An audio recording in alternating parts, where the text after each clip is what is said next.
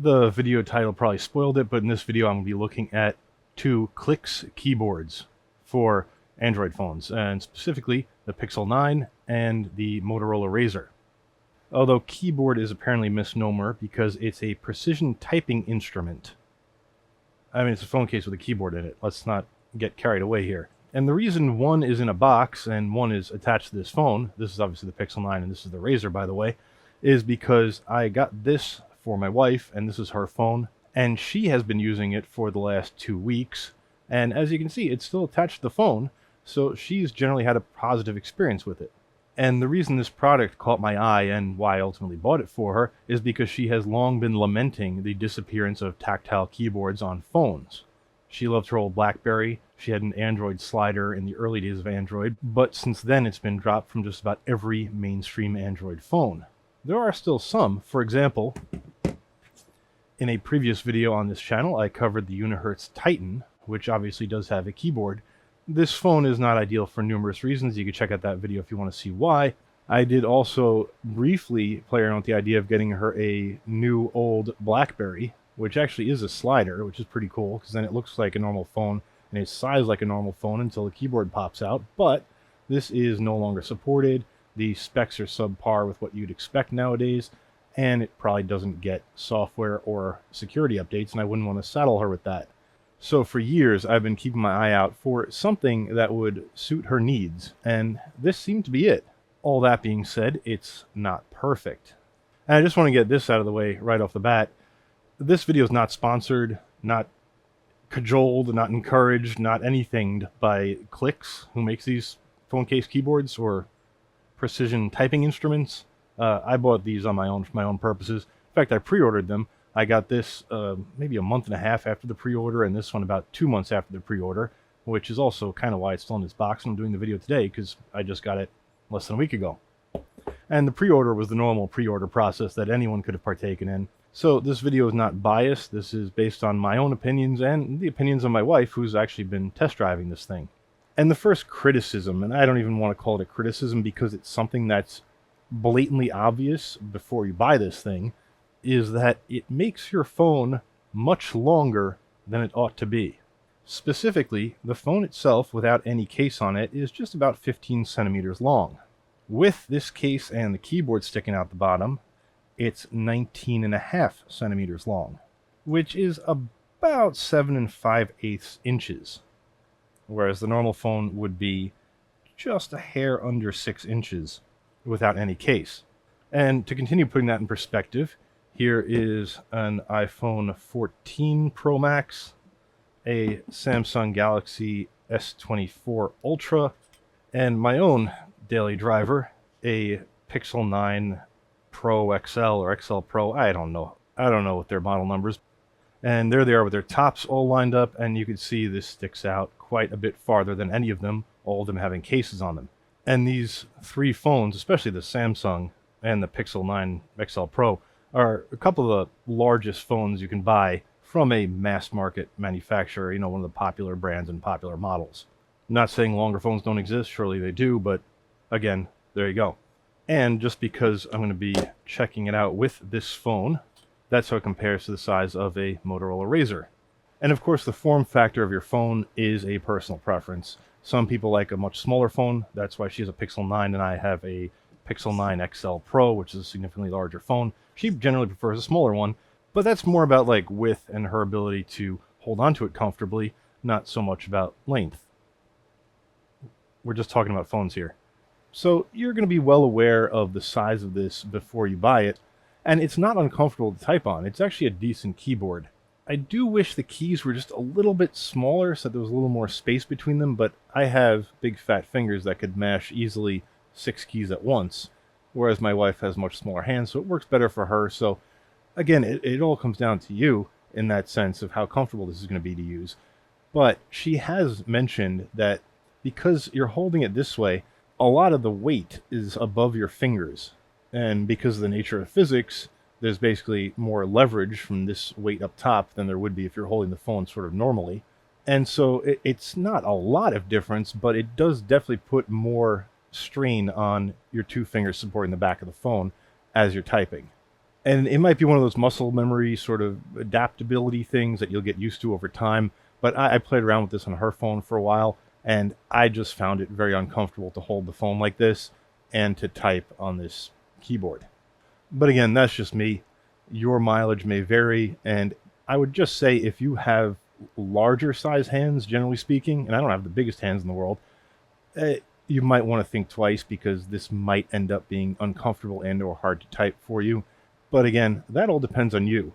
What is going to be an issue for some people as well is that aside from holding the phone, you're going to want to put this phone somewhere. Now for me, that's always in a pocket. And in my usual, well, Levi's jeans, they're just normal jeans, like loose fitting. I don't wear those super tight jeans with tiny pockets. They're in like normal sized pockets. This still just sticks out of the pocket a little bit. You know, my regular phone just about fits, but this is just a bit too long, kind of peeks out, and it kind of feels like I'm going to bend it, you know, because it's just too long. Like when I sit down or when I'm getting in the car or something, it just doesn't feel comfortable while I'm carrying around in my pocket. Again, maybe something I get used to. Maybe you have deeper pockets than I do. But if you have smaller pockets, if you like wearing skinny jeans and putting your phone in your pocket, this is going to be an issue for you. And something I can kind of to an extent sympathize with my wife on is that I've occasionally carried around this Merce. It's not really a Merce, it's a camera bag. It just looks like a Merce. That's what all my friends called it. So it's a Merce. Did a video about this too, by the way. Not shilling for it. It just happens to be a topic of discussion right now. And so obviously this phone would fit in here just fine. But for women who carry a very small purse, this might not fit in it. And to my enduring shock and surprise, women's pants generally still do not have pockets in them.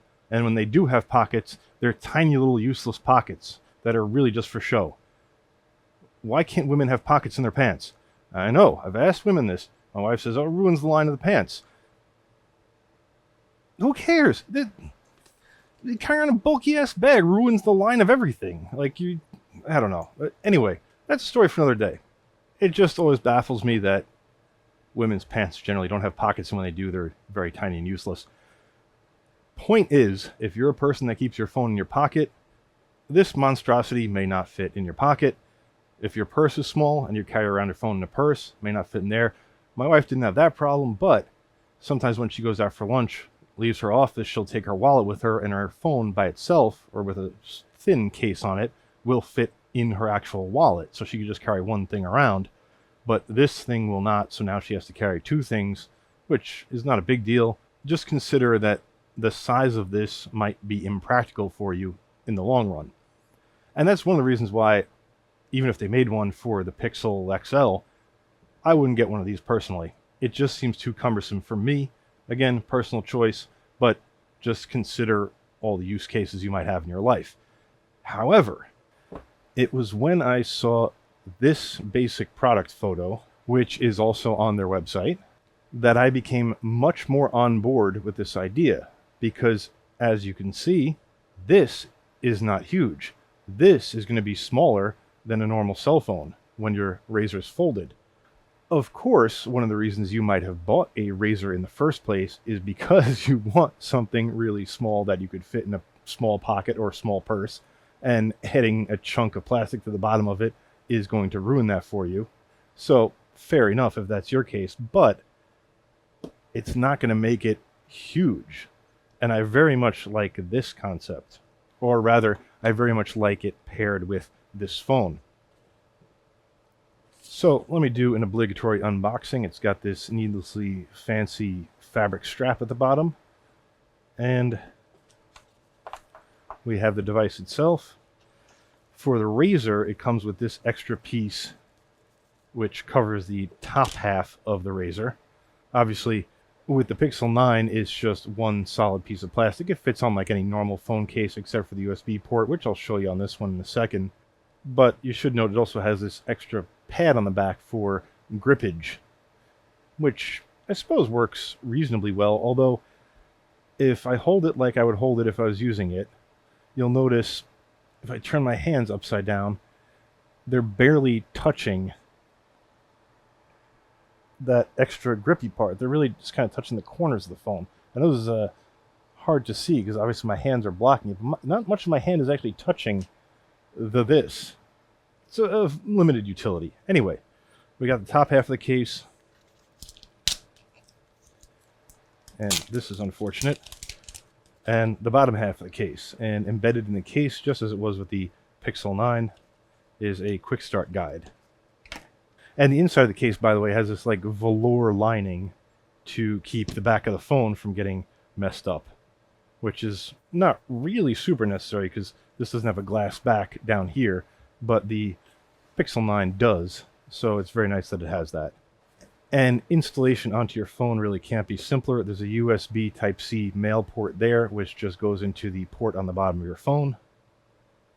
You get those lined up and you push it straight down, and you're now ready to go.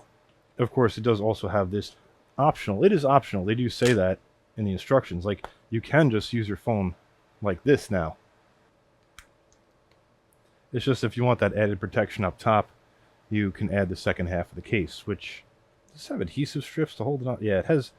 I believe it has adhesive strips to hold it on. I'm not going to mount the adhesive strips because I'm not going to probably leave this attached to the Razr permanently, so I don't want to commit.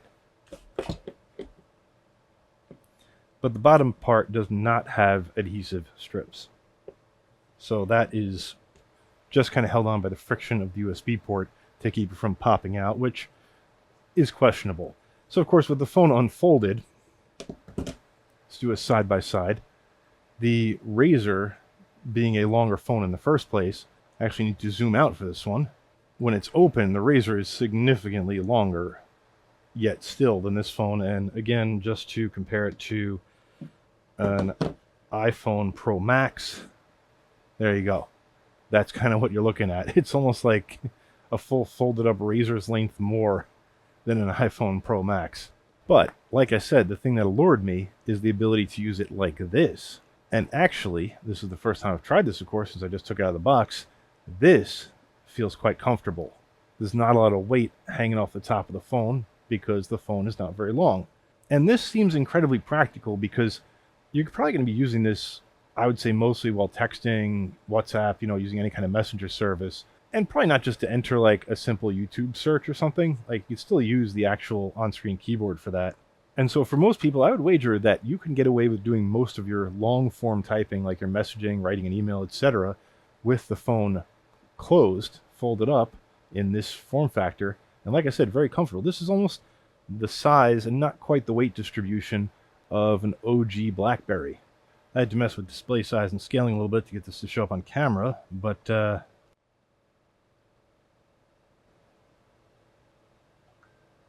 so, okay, to be fair, I don't know if there's a way to, with the external keyboard, to compose right here, where you normally would. Because if you're using the on-screen keyboard and you click here, this would fill up with keyboard for the most part. So it's understandable why they have this separate box for composing. But with an external keyboard, not really necessary, but I couldn't find a setting not to have it do that. So that's maybe not super ideal. And as you might have noticed, my typing is not super fast. I mean, that's a combination of factors. Like I said, one, I have fat fingers, so I kind of have to type with the edge of my thumbnails, which is very uncomfortable and kind of irritating to do.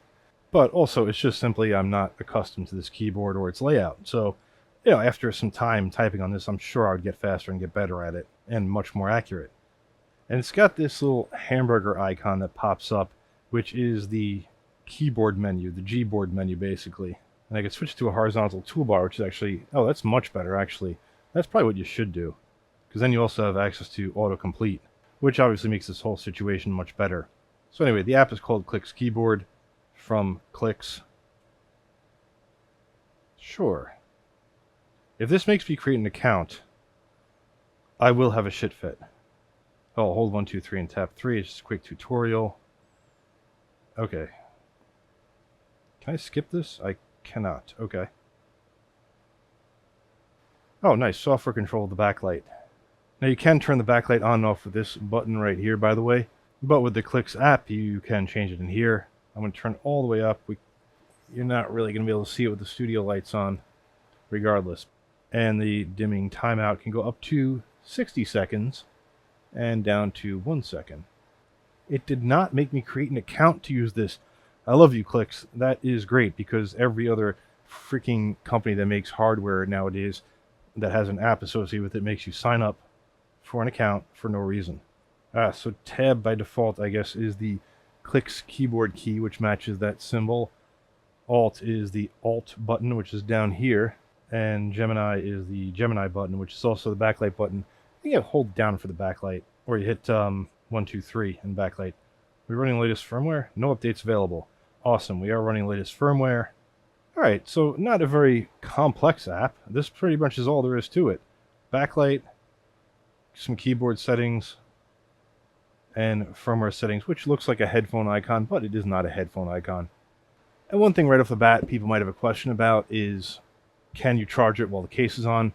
Yes, you can. Clix does make that abundantly clear. There is a USB-C port on the bottom, and if you connect a cable to a charger, you can see it starts charging right away. There's absolutely nothing you need to do to get it to start charging. It's just there for you, which is great. And they say, yes, it will work with Android Auto, which I will test tomorrow. Well, I'll test in this video, but I'll got to go outside to my car for that.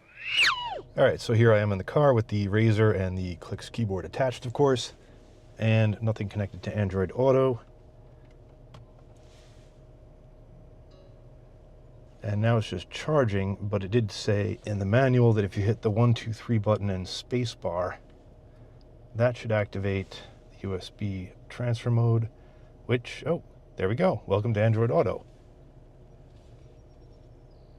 And just to avoid doxing myself, I did change the map's location, but it is working, and it's synced up with the phone, and that was actually a very easy and painless process. And the only thing you need to do is hit the 1, 2, 3 button and the spacebar at the same time to enter data pass-through mode. And one thing I did read on Reddit between the video last night and, well, right now, is that some guy had a problem where, due to latency or data transfer issues, he was unable to... Alright, well, it does seem like it's playing music and doing maps just fine for me. So that was probably just that user's issue in particular, or maybe it was some issue they were having with their Android Auto and or data plan. I don't know. So that seems to work fine, and despite my phone being very long, it's sitting comfortably in the phone holder, although this is my newer holder, so it does have the ability to mount at any point along the phone. It doesn't have a base to it like I was talking about earlier. So what I want to do is try it with a different style of phone holder, and we'll see how it, well, holds up.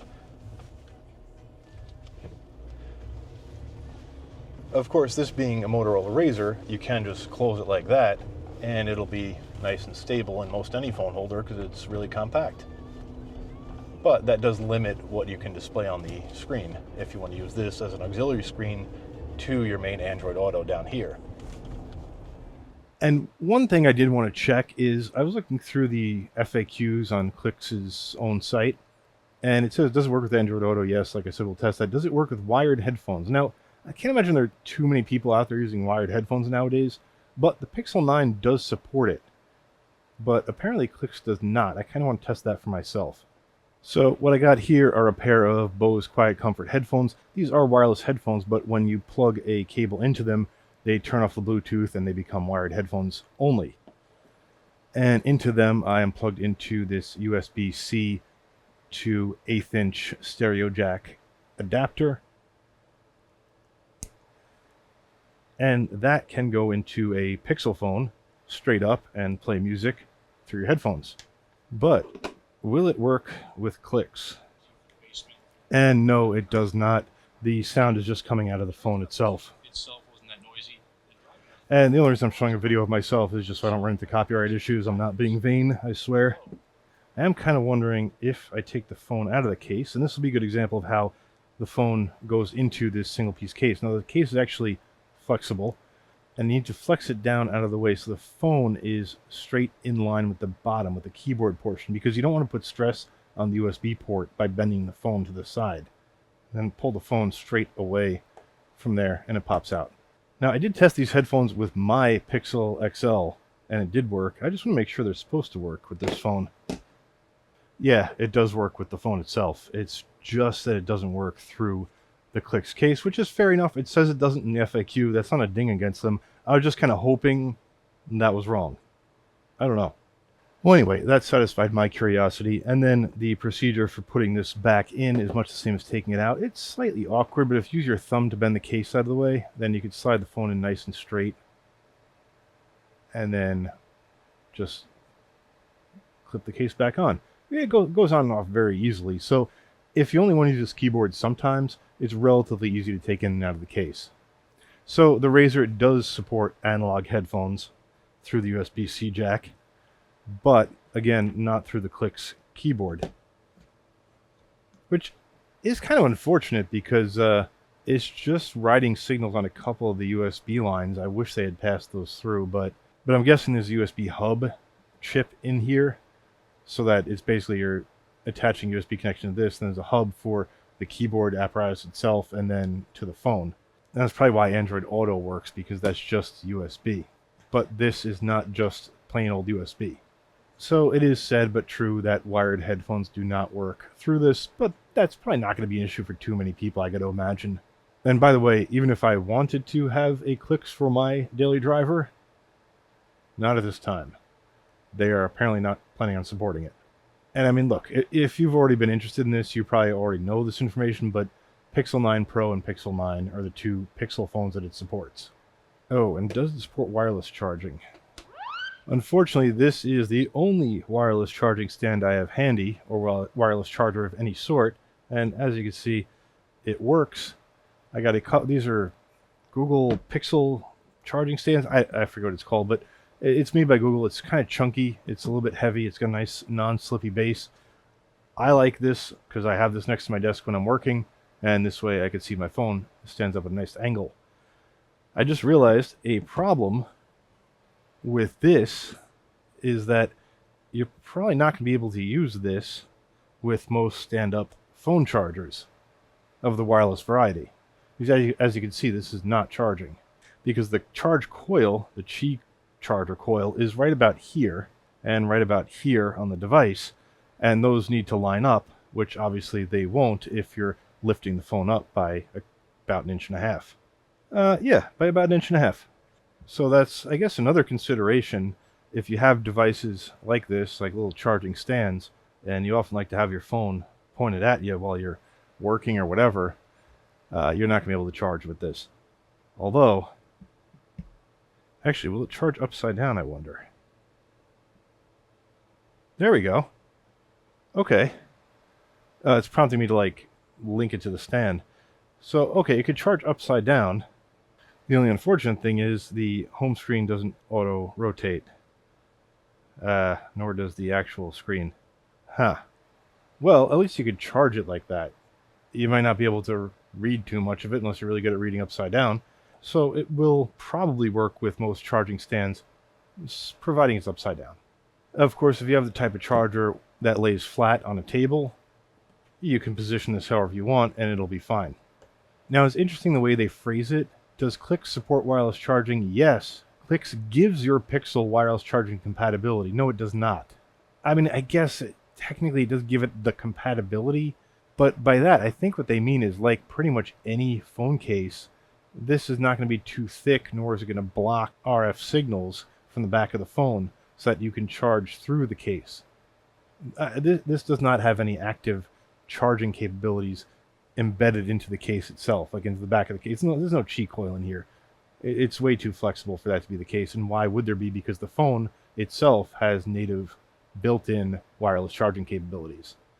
Very minor nitpick, but it does sort of read like they're saying it gives it wireless charging capabilities, but they very specifically say compatibility, which all that means is it doesn't ruin your phone's wireless charging capabilities. Bit weird the way they phrased it is all I'm saying. Now, the Razr version did just come out very recently, but unfortunately there is no FAQ section for it. But as for the Razr, it does have wireless charging capabilities, but I'm just not sure it's compatible with this stand, because this stand might be in some way specific to Pixel phones. Let me see if I could find another Qi charger. Aha! Slightly embarrassing, but I couldn't find my plug-in Qi charger, but this is an Anker battery bank, which does actually have a charge, and it does have a spot you can charge your phone on. So just by example, let's put the Pixel on there. Yep, it just started charging. Well, it's actually full, so it's not going to charge, but it did detect the charger. That's why it said 100%, and it made the little animation. So now the Motorola Huh. What if we take it out of the case? Oh, there we go. Huh. So does the case weirdly block? Yeah, it's charging. You can see that little lightning symbol right there next to the battery percentage. But if we shove it onto the case, line up the center of the actual phone, not the center of this whole apparatus, with the charging pad, nada. Yeah, alright. And again, just for a secondary check, yeah, it charges right away. I really doubt there's anything metallic in here that would block that. It seems very flexible and just plasticky. But maybe it's just adding just slightly too much thickness. That could be an aspect of this charger, although my phone case is relatively thick. But it does charge, no problem at all. iPhone with this rubbery phone case, yeah, it's charging. It's got the little lightning icon there. Samsung, yep, charging right off the bat. And back to the Motorola. No. Huh. So again, that could be there's something with this charger that it's just not powerful enough to get over that gap. But yeah, I cannot guaranteeably tell you that the Motorola Razr will be able to wirelessly charge with this case on it. Unfortunate. Now, I'm not saying it won't work with some other charger, perhaps. And furthermore, now that we know, now that we have a generic charger, just out of curiosity, will the Samsung charge in this Pixel charger? Yeah, it will. So this charger is not Pixel specific. What about an iPhone? Yeah, the iPhone just vibrates. It's charging. So, okay. Even though this is made by Google, and it is a device that will link up with a Google phone, it appears that it'll work with any device. And now that might actually be a little too high for it to work, and that might be a little too low because this phone is so small and it's folded. But in theory, if I hold it right in the middle, it should work, but it does not. I mean, that's now 2 wireless chargers I've tested this with, and neither of them worked with this, but both of them worked with every other major brand of phone. Well, actually, I didn't check. I shouldn't say they both work with the case taken off the Razr, but I mean, the Razr is a weird shape. Oh yeah, there we go. So yeah, this base will work with the Razr, just not with the Razr in the case, even at that same height.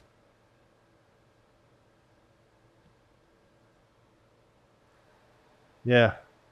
Okay. So even though it's not addressed in their FAQ, I would say that you should be very dubious about whether this will work with your wireless charger. And does it, actually, we didn't even look at the quick start guide. I just want to show you what's in here, even though you can find this online anyway. Slide Razr into clicks at a shallow angle. Yep. I mean, and it's very simple. It just tells you how to use the keyboard. There's Shift. There's 1, 2, 3 for both numerics and symbols. The clicks keyboard symbol, which is the action button tab, it's somewhat configurable. Alt and emoji, and Gemini if you want to do that. And then you can also hotkey what are usually swipe gestures on Android phones.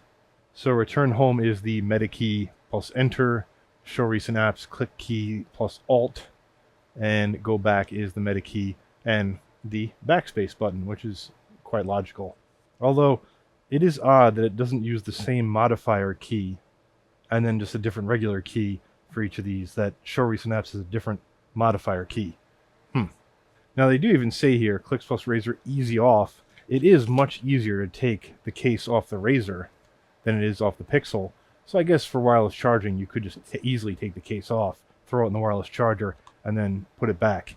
I do kind of like that aspect of the Razr with the clicks keyboard as opposed to the Pixel or any other slab phone, because this is just a bit more of a faff to get out and keep the USB port neatly lined up while doing so. And they are very specific about keeping the phone in line with the USB connector when inserting it. And that's for very good reason, because you can not only destroy the USB connector on the Clicks device, that is this connector down here, but you could also damage the connector in your phone, which would mean it would need to be repaired. Otherwise, you won't be able to use the USB port on your own phone anymore. So yeah, that's the Clicks. It's quite functional. It works on Android phones without any need for the Clicks app to be installed, by the way. Android phones natively support external keyboards. There is one more thing I would like to address. It says what apps are supported, and it says most popular Android apps support external keyboards, blah, blah, blah. I've found that to be true because although I've never used a Clicky keyboard with my regular phone, I do use Bluetooth keyboards with it, and I do even sometimes hook up full-size keyboards to it if I just want to type something out that's quite lengthy and whatever. I have a lot of keyboards laying around. That's a me thing. The point is, I've never run across an app for Android that does not work with an external keyboard. So I don't think you'll run into any problems. Maybe on certain like weird esoteric apps, it's possible you might, but for Android phones, I can fairly certainly say that this just being a normal external USB keyboard just inside a phone case, you really shouldn't have any problems with it. So I hope that's been useful to someone out there. As far as my own preferences go, if I was using a Motorola Razr, and I do kind of like this phone as my daily driver, I would like the Clicky keyboard, I think, in this configuration, in this form factor. It's very comfortable to hold and reminds me of an old BlackBerry, although the external display on the Razr is not necessarily useful for everything. With a phone like this, for me, this is just an impractical form factor. Especially if they did make one, because I prefer a larger screen, if they did make one for the Pixel XL, it would be even chunkier, because the phone is chunkier. So for me, this form factor is a no-go.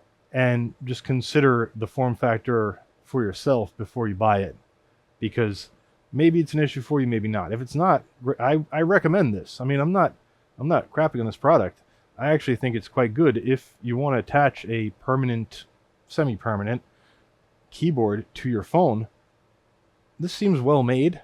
The keys have a nice clicky action to them, which, you know, it's called a click keyboard. You would think so. Like, they feel like good quality keys. It's not those rubber membrane garbage keys. Like, you actually get tactile feedback. Like, you actually feel the key clicking. And let me bring one of these up to my mic. You actually get a very subtle clicking noise, which could be a downside if you work in a library, let's say, or if you're just working in a very quiet office. Anyone right around your general vicinity is probably going to know that you're typing extensively onto your phone because they'll hear this clicking. It is very quiet. Like in a room with any kind of noise, no one's going to notice. Like if you're in an airport using this thing, no one's going to notice. But like I said, very quiet office, very quiet car, quiet conference room. If you're in meetings all day, the people sitting next to you are going to be able to hear this clicking. Again, it's very subtle. I'm not trying to besmirch them. Just consider that if in your daily life you want to use your phone on the DL, or at least don't want to annoy people. I did find, and I don't really want to air our dirty laundry on YouTube, I did find that when my wife is sitting next to me on the couch and typing on this, like, I can hear it, and it does sometimes get annoying if I'm watching a show and I'm trying to pay attention to the dialogue or whatever. It's a very quiet part of the show, and then I got this clicking in my ear. Fortunately, she doesn't watch my videos, so I'm going to keep that to myself for now. But, yeah, just be aware that the noise from this might annoy some people, and it's a very subtle noise. Quiet room, like I said. One sort of major benefit of having this keyboard down here is that you don't have the on-screen keyboard taking up roughly the bottom third of your screen. So that gives you 100% of your screen real estate to work with. If you're, let's say, typing out a long email or long document, you can actually view a lot of text at once on the screen, more than you would with a regular on-screen keyboard. Which is to say, I think overall that this has its advantages and disadvantages. And ultimately it's up to you whether the advantages outweigh the disadvantages. And like I said, for my wife, she's kept this on for the last 2 weeks. I kept telling her, look, if you don't like it, take it off. Like, I gave it to her as a gift, but I'm like, this is an experiment. If you don't like it, just tell me, take it off your phone. I'll let YouTube know that you didn't like it. So she was by no means, like, compelled to use it. You know, I didn't tell her, like, you have to use this for the next 2 weeks so I can make my video. No, I told her, if you don't like it, I want the people of YouTube to know. And she did keep it on, and she has been using it. So she generally likes it. Is it perfect? No, because ergonomically it's not as comfortable, and she's still in that, like, sort of getting used to it phase. Like with any new input technology, like, she kind of has to, like, readjust to using a physical keyboard after using an on-screen keyboard for years. Another reason it's not really for me, and you might want to consider this too, you know, you might be yearning for the glory days of a mechanical keyboard, or at least a tactile keyboard on your phone like I was, because I love the old Blackberries. Fact of the matter is, even after I get used to this, I have a feeling that with the swipe style input and autocomplete, I can type faster on a virtual on-screen keyboard than I could in this size of tactile keyboard. Yeah, that's it for the conclusion. Like I said, good product, seems well made, well thought out, well laid out. I really have no major criticisms of this. Rather, I have warnings, and those warnings are just these particular things might make this device not for you. But that's entirely up to you. But if this does seem like something you want in theory, buy it, because, like I said, it seems like a good device, and it does pair, I think, very well with the Razr for text entry while the phone is closed. With the phone open, it does make it even longer and kind of comical looking. I mean, look how long that is. It looks a little silly, but closed, that looks awesome. That's like a BlackBerry right there. Best of both worlds. And like I said, much easier than the other phones to just pop the case off anyway if you don't want to have a super long phone when it's open, like if you're watching videos and stuff and you just want to have a nice small, relatively small phone. It is weird that the Razr doesn't charge through the case though, wirelessly. And the last thing I want to do in this video is a teardown. I don't think it's going to reveal anything crazy because probably there's just a circuit board in here with 2 USB connectors and some pads for these keys. But I'm kind of just curious to see how it's constructed and how the keys interface with the circuit board. I was looking at this previously and I don't see any obvious seams or any obvious way for it to come apart other than this, which is it's not just a pad for the back to improve your grip. It is a vegan leather pad, according to their website, which seems like an oxymoron to me. But my wager, my best guess, would be that the purpose of this pad is also to cover the back of it where they would insert the electronics in the factory. So I'm guessing it's glued on. If I pop this pad off, we should see a circuit board behind that. And I could very well be wrong. I have been known to be wrong about such things in the past, but oh, maybe it's not glued. It just snapped, actually. Oh, it's snapping. I thought this might be a destructive operation, but now I'm thinking maybe not. Okay, so it clicks onto the back, and there are 4 screws in the corners. There are very small screws, but yeah, that should do. Oh, this is cool. I really thought this was going to be glued on. And the 4th screw has, I believe, just a white piece of plastic over it, just so that they know you've been in here. Huh. It's got a couple of weights.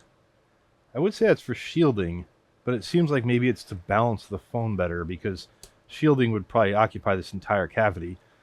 So I think those, and they're very thick, so I think they're just weights, although they're not really heavy. A couple of grams. I mean, it's yeah.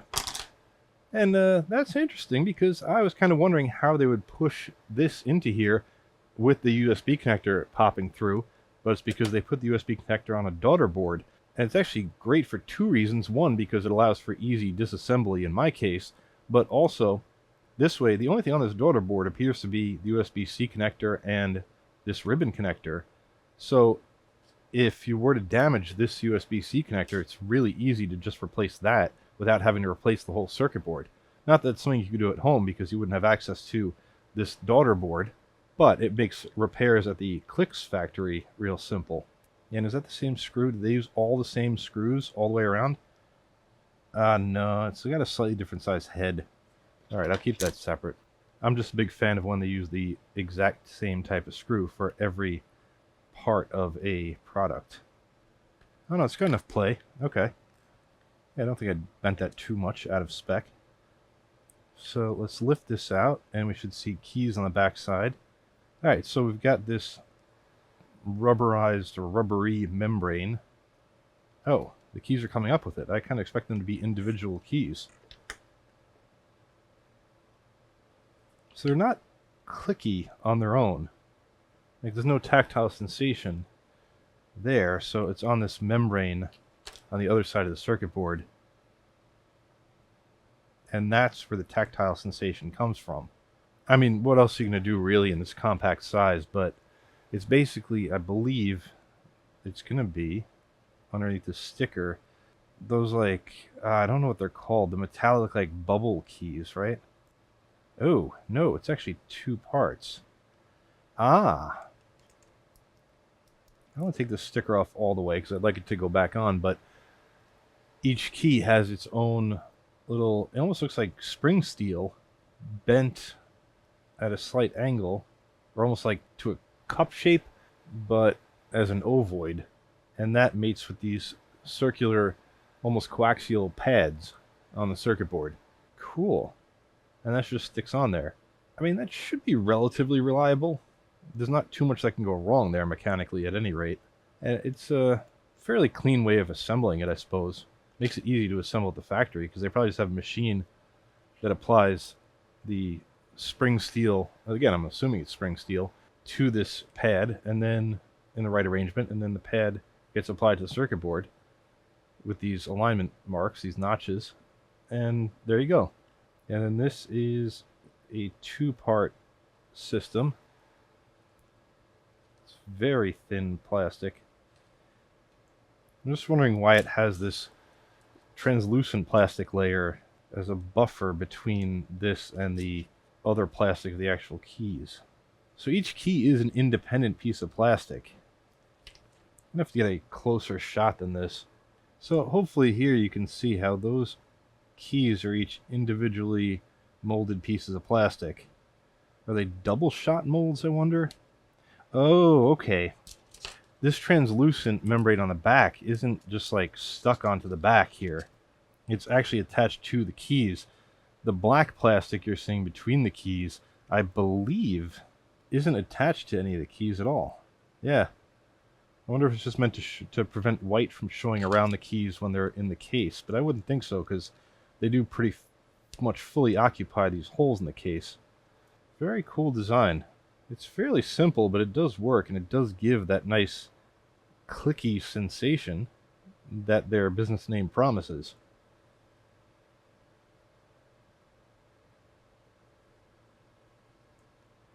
So, yeah. Like I said, it seems well made. And it is infinitely more serviceable than I thought it would be. I kind of thought this was all going to be glued together, and, well, to be fair, I didn't really know what to expect, but I thought this was going to be a one-way trip, me taking this apart and never being able to put it back together again. I almost didn't do it for the video because I didn't really want to ruin it, but then I figured, what the hell, I'm probably not going to actually use this as my daily driver on an ongoing basis, so that being the Razr, I mean.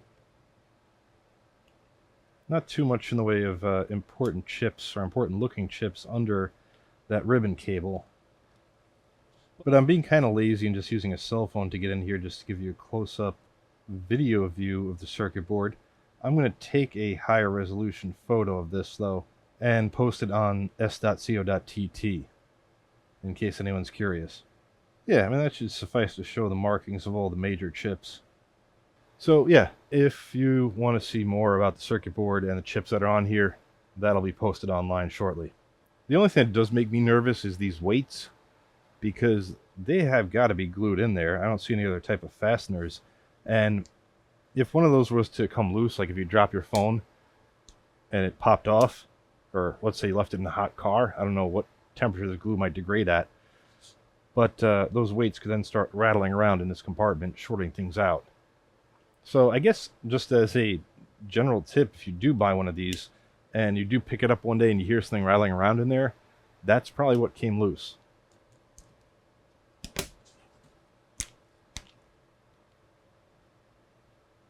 Alright, well, it seems like I did not break it. So, okay, I'm very happy with this.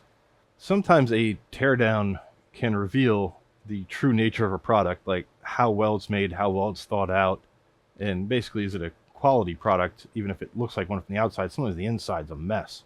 This was a pleasant surprise. I especially appreciate that this was not a one-way trip taking it apart. Like, I was able to put it back together, no problem. screws together, snaps together quite easily, no muss, no fuss. And the components inside seem well laid out, well thought out, and of general quality. I can't speak to every single IC on the circuit board, but overall it looked quite nice. So that just means this is still a recommend from me if it's something you're interested in. Again, completely up to you. I sadly will not be using this in the long run because although I do like the form factor with the Razr, the problem with the Razr is that, well, it's really, at the end of the day, it's the cameras aren't as good as on the Pixel 9 XL Pro. And for me, that's a big deal. That's the Clicks keyboard for the Motorola Razr and also for the Pixel 9 Pro. Hope you enjoyed it. That's all I got for you. Until next time, end of video.